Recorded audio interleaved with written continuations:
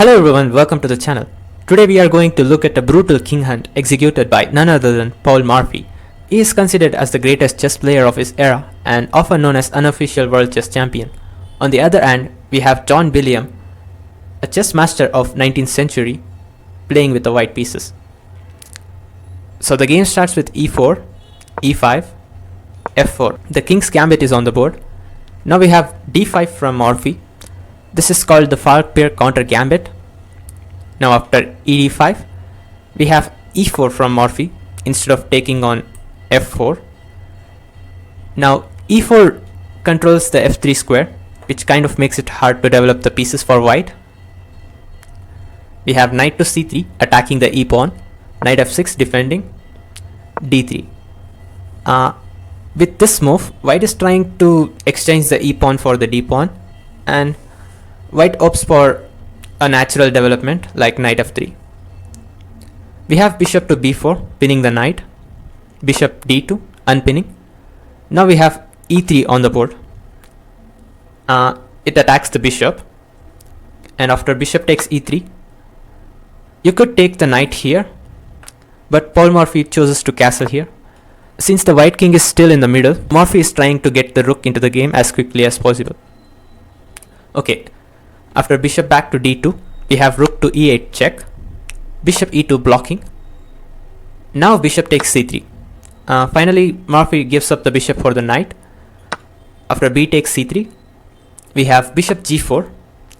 Now you can see the rook is pinning the bishop to the king, so that bishop b4 is possible. For now, the knight is defending and the queen is defending, but the white king is still in the middle. White continues the game with c4. Black plays c6, attacking the d5 pawn. Now white takes on c6, which is a mistake, which is the first significant mistake of the game. Instead, h3 attacking the bishop would be better for white. But okay, we have knight takes c6. The idea is knight to d4, putting pressure on the bishop. So white finally realizes the queen is pinned to the bishop. There is all sorts of skewer, pin, every tactic is arising in this position. So white finally decided to move the king away, trying to get untangled. Now Paul Morphy plays a brilliant move, which is rook takes e2, which shows how bad was white's position. Okay, after knight takes e2, we have knight to d4. Again, there is a pin to the queen so that knight cannot recapture. White decides to play queen b1, trying to at least save the queen. But we have bishop takes e2 check. And now the king has three options. None of them are good. If white plays king to e1, we have queen to e7, aligning up a pin against the king, which is not good. And if white plays king g1, we have this knight takes c2. If queen takes c2, that would be a blunder. We have queen to d4, which leads to checkmate. After bishop e3, that's a beautiful checkmate. Okay, the last move which is there for white is king to f2. This move was played in the game. This is interesting than other two moves. Okay, first we have knight to g4 check.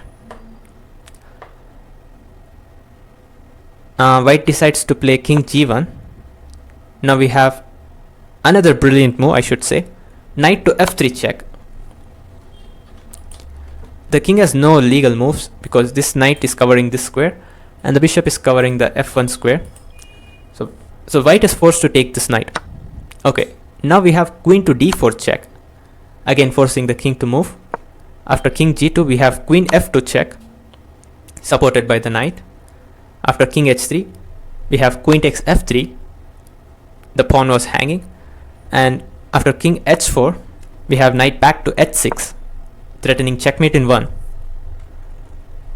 We have queen to g1, trying to stop the checkmate. But we have knight f5 check. After king g5, we have queen h5 checkmate.